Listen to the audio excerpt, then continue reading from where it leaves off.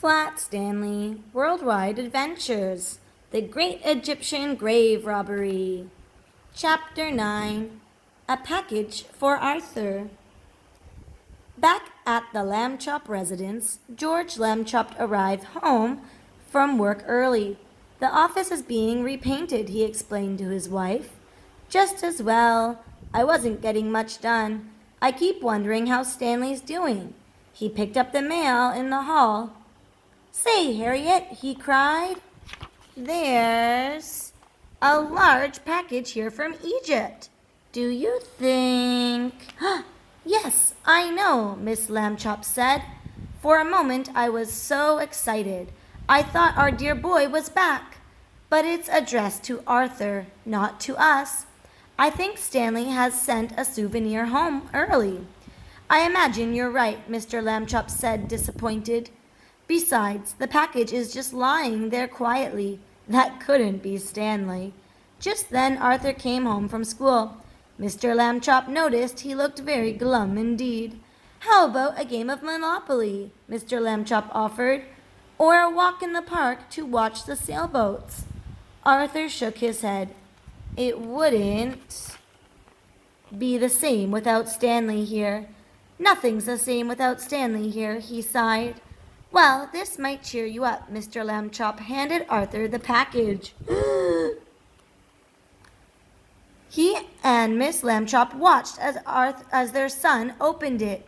All three of them cried out in shock as a mummy sprang from the package. The mummy began reeling, stiff-legged, around the living room. Miss Lamb Chop almost fainted. Mr. Lamb Chop prepared himself to protect whomever might need protecting. Arthur stared with his mouth hanging open. And then he started to laugh. This mummy is a little flat. Mr. and Miss Lamb Chop stepped closer to look for themselves. It was true. Even under the wrappings, it was clear that there was something oddly shaped about this mummy. Start unwrapping at once, called Mr. Lamb Chop. And so they did. Finally, after unwinding what seemed like miles of lined stripes, there stood their own dear boy, Stanley. What a surprise! There was great rejoicing and many hearty congratulations on Stanley's clever trick. Everyone talked at once. We'll remember that for a long time. Ho ho! And to think you were right under our noses all afternoon. How did you ever manage to stay so still? Then Miss Lamb Chop remembered she had dinner cooking. Come to the table while it's still hot, please. Over meatloaf and mashed potatoes, being careful not to talk with his mouth full, Stanley told about his adventure. At the part about Sir Hawara's plan to leave Stanley in the tomb, Miss Lamb Chop turned quite pale. She held her husband's hand for strength, but otherwise everyone was quite delighted with the story. Many, many times they exclaimed about how clever and how brave Stanley had been. After the apple crisp was finished, seconds all around, Miss Lamb Chop decided the family had enough excitement for one day. Time for bed.